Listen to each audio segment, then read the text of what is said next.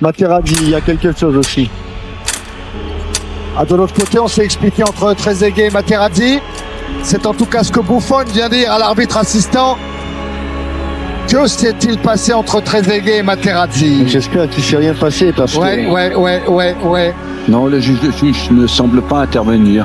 Makelele avec Buffon, tiens. On voit Zizou. C'est pas possible. Oh Zinedine. Oh Zinedine.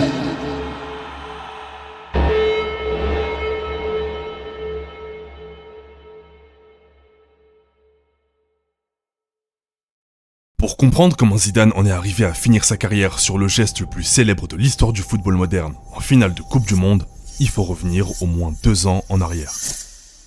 On est en 2004. L'équipe de France traverse une sale période. Éliminée dès les quarts de finale de l'Euro par la Grèce, les Bleus sortent d'une deuxième compétition internationale consécutive très décevante après le fiasco de la Coupe du Monde 2002. La situation est tellement catastrophique que le sélectionneur Jacques Santini quitte son poste et est remplacé par Raymond Domenech. Dès son arrivée, le nouveau sélectionneur fait table rase du passé. Il change complètement son staff et est même prêt à se séparer des légendes de 98. Vont donc annoncer leur retraite internationale. Marcel Desailly, Vicente Lizarazu, Lilian Thuram, Claude Makelele et surtout Zidane. La rumeur était persistante durant toute la journée. C'est sur son site internet que Zidane a confirmé cet après-midi qu'il quittait les Bleus. Une décision qu'il motive par cette phrase « Je pense qu'à un moment donné, il faut savoir dire stop ». À 32 ans, Zidane tire donc sa révérence et met fin à sa magnifique aventure avec l'équipe de France. C'est une page d'histoire qui se tourne à Rontanzi. J'ai mûrement réfléchi à ma décision et c'est pour ça que j'ai pris beaucoup de temps. Ma décision, elle est claire. Je crois qu'en prenant justement ce temps, c'était de... Je crois que je vais mettre un terme à ma carrière en équipe de France. Ça m'a été difficile parce que c'est vrai qu'il y a 10 ans de carrière, il y a 10 ans de belles, peut-être de moins bonnes choses, mais surtout de belles choses. C'était pas facile de donner une réponse comme ça du jour au lendemain. Aujourd'hui, c'est fait. La décision est prise. La décision est prise, elle est définitive. Elle est comme ça, elle est définitive. Ma décision en fait d'arrêter en 2004, je crois qu'avant l'Euro, j'y avais pensé, quoi. L'annonce de Zidane va choquer tout le monde. Leader de la sélection, c'était la véritable pièce maîtresse des Bleus. Les automatismes des Bleus disparaissent, la créativité aussi, et cette équipe perd petit à petit son identité de jeu.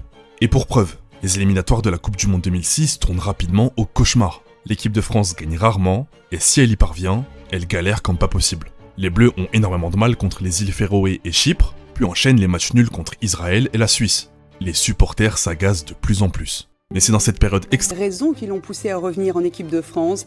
Zidane qui se dit ému, impatient et heureux de retrouver le maillot bleu pour faire, je cite, le maximum avec les copains. On l'écoute.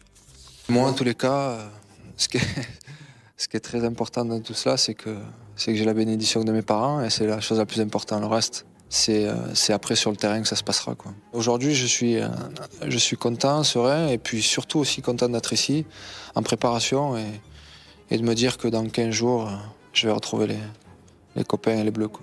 Dès son premier match après son retour contre la Côte d'Ivoire, Zidane redonne vie à cette équipe de France. Les Bleus livrent leurs meilleures prestations depuis très longtemps. Les éléphants de Côte d'Ivoire, 8e adversaire africain des Bleus, donnent le coup d'envoi.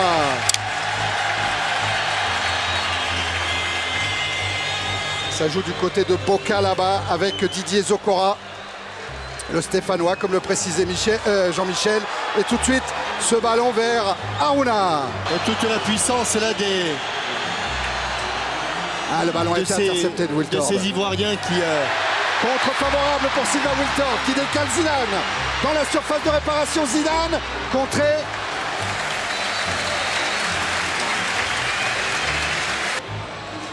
Un appui de Henry pour Zidane.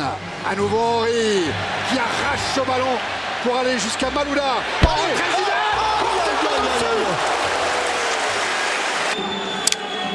Sur le corner tiré par Wiltord. Qui a inscrit son but qui permet à la France de mener 1 but à 0. Le corner de Wiltord, ça bouge. Schilacci, sortie de José. Et Zidane 27e but de Sa Majesté Zinedine Zidane en équipe de France. Dorasso avec Makelele. Henry. Dorasso. Et Henry est parti, il est parti, il est parti. Il est accroché. Il écarte Tizi, il va marquer. Elle est pas simple. Elle est pas simple. Quel but. Eh ben les deux jumeaux Galas et Henry, pour leur anniversaire, ont marqué chacun un but. Zidane retrouve rapidement son influence, sa qualité technique et son rôle de chef d'orchestre. La France redevient enfin une équipe capable de produire du jeu. Sauf qu'avant son retour, la France s'est mise dans une situation compliquée en enchaînant les défaites et les matchs nuls. Il reste plus que quelques matchs pour se qualifier directement en Coupe du Monde. Tout se jouera donc lors du dernier match des Bleus contre la Chypre. S'ils gagnent et qu'en parallèle la Suisse ne remporte pas son match contre l'Irlande, les Bleus iront au Mondial. Le coup d'envoi de ce France-Chypre. Dernier match des éliminatoires dans ce groupe 4, c'est parti. Coup d'envoi donné par les Chypriotes. Et premier ballon dévié par Yassoumi, le capitaine. Récupération Thuram. Samuel qui est monté. On le disait, passeur décisif 6 fois avec les Bleus. Il avait son pied gauche. Ouais, pour Zidane, le contre-poitrine. Ce but si important. Beauvoir trouver la clé sur son côté. Avec ce centre, la reprise de Cissé, non, il a voulu emmener son ballon. On va le récupérer quand même. Essaie de trouver Wilton. Pour le deuxième but de bleu. Ça monte tout doucement. Lucas encore. Cissé va au ballon pour offrir cette balle à Wilton. Dorasso. Ça rentre. Lucas Dorasso pour le 3-0 des Bleus. 8 devant. Et pour obtenir une place de barragiste, ils sont obligés de s'imposer pendant que Alou Diarra lance une nouvelle fois Sidney Govou. Le contre est favorable à Govou, en retrait pour Cissé. Cissé pour Zidane.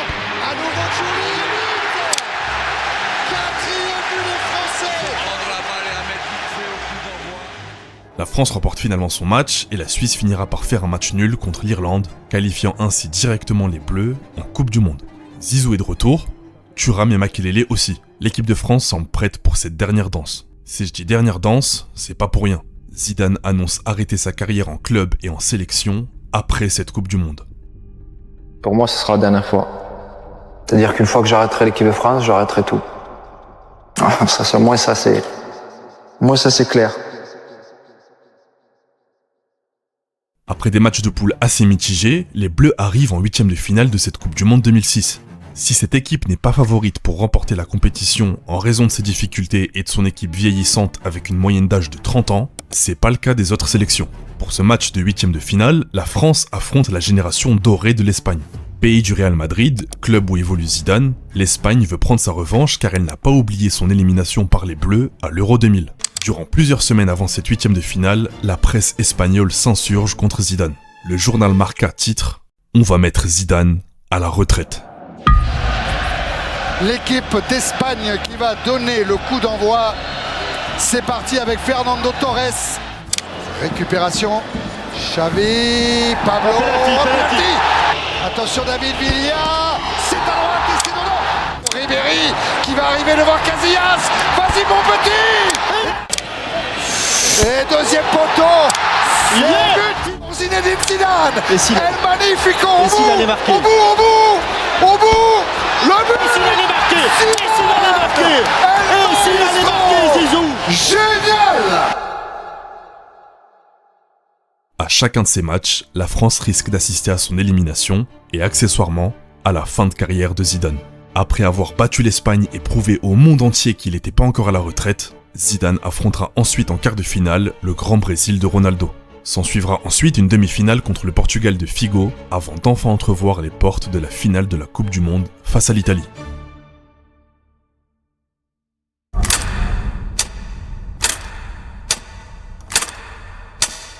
On y est.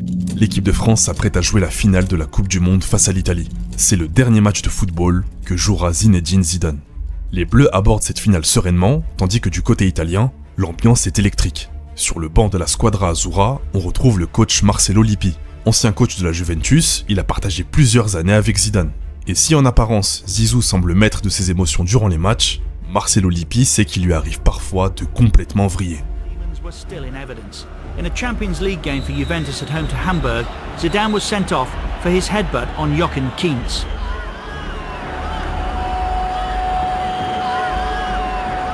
It was something we'd see repeated more famously on an even bigger stage 6 years later. Zidane has all of the tricks, but Enormi gaining yardage as he leaves behind him Puyol, and Luis Enrique, who's already been booked, is getting into a head-to-head with Zinedine Zidane. Le coach italien sait qu'il va falloir jouer sur cette corde sensible pour déstabiliser les Bleus. Il va donc charger un joueur en particulier de faire sortir Zidane de son match, Marco Materazzi. Réputé pour être intenable et virulent en défense, c'est l'homme parfait pour accomplir cette mission de la plus haute importance. L'équipe de France repose sur un seul homme. S'il l'élimine, la victoire est garantie. Retour à Berlin pour la finale de la Coupe du Monde entre l'Italie et la France. Il faut dire que le danger peut venir de partout avec l'Italie. 10 buteurs déjà depuis le début de cette Coupe du Monde. 10 buteurs pour 12 buts. Seuls Luca Toni justement et Materazzi ont réussi le doublé. Dès les premières minutes, Zidane a l'occasion de faire basculer le match. On va donc assister au premier événement historique de cette finale. Je regarde pas. Toujours très peu d'élan. 2 pas au maximum, 3 peut-être. C'est parti, la Panenka. Est-ce qu'elle est dedans? Elle est pas dedans. Elle est pas... Oui, elle est dedans. Oui, elle est dedans. Oh là là. Quel incroyable geste signé Zinedine Zidane. Quel incroyable geste. Malheureusement, quelques minutes plus tard, Marco Materazzi, qui a pour mission de détruire Zidane, va stopper les Bleus dans leur élan, et ça sera pas la dernière fois. Plus le match avance, plus la frustration monte, jusqu'à atteindre bientôt un point de non-retour. Materazzi, il y a quelque chose aussi. De l'autre côté, on s'est expliqué entre Trezeguet et Materazzi. C'est en tout cas ce que Buffon vient dire à l'arbitre assistant. Que s'est-il passé entre Trezeguet et Materazzi? J'espère qu'il ne s'est rien passé parce que... Ouais. Non, le juge de touche ne semble pas intervenir. Makelele avec Buffon, tiens. Les téléspectateurs ne comprennent rien, enfin pour l'instant. Durant cette finale, les équipes de télé ont décidé de mettre en place une caméra isolée sur tous les joueurs de l'équipe de France, qui changera de joueur toutes les 15 minutes. À la 105e minute de jeu, la caméra suivra Zidane. À la 107e minute de jeu, Zidane mettra fin à sa carrière. On voit Zizou. C'est pas possible. Zinedine. Zinedine. Pas ça. Pas du tout avec Pas Trezeguet. ça, Zinedine. Pas ça, Zinedine. Non. Oh non. Oh non, pas ça. Pas aujourd'hui, pas maintenant, pas après tout ce que tu as fait. Aïe. Oh non, Zinedine. Et c'est carton rouge, oh non. Et voilà ce que je redoutais, c'est épouvantable. C'est pas possible. C'est pas vrai, c'est son dernier match, c'est la finale de la Coupe du Monde. Et c'est la dernière fois, il nous a fait tant rêver. Il nous a donné tant de bonheur. Ah, c'est à pleurer. C'est à pleurer. L'équipe de France finira par perdre cette finale au tir au but, suite à un tir raté de Trezeguet. Les Bleus seront tout de même accueillis de la meilleure des manières malgré cette défaite. Cependant, une question subsiste. Pourquoi Zidane a-t-il donné ce coup de tête? Il prendra la parole quelques jours plus tard afin de s'exprimer pour la première et la dernière fois. C'est juste au moment où c'est qu'il y a ce tirage de maillot. Et donc là, il vous accroche. Oui, il m'accroche le maillot en fait. Et je lui dis de s'arrêter, de me tirer le maillot. Et je lui dis, s'il le veut, je le change à la fin du match.